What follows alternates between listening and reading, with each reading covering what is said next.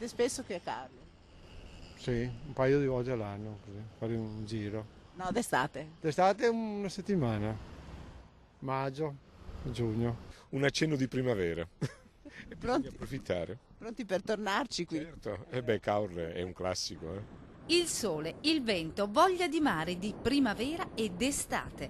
Confidano nel bel tempo dopo il lungo e piovoso inverno gli operatori turistici di Caorle e se il buongiorno si vede dal mattino, lo scorso fine settimana ha acceso in molti qualche timido segnale di speranza. Speriamo sempre nel clima, più che altro, no? Tutto dipende sempre dal clima. Fine settimana è andato bene. Benissimo.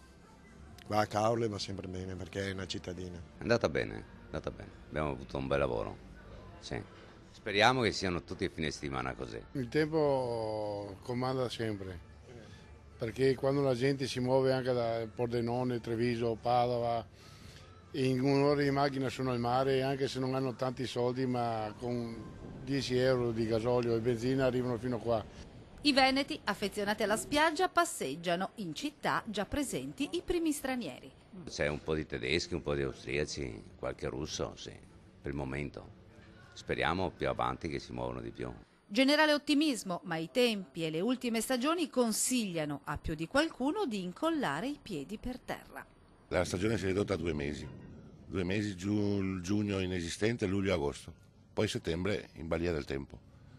Per il resto siamo qua e ringraziamo i nostri amici politici.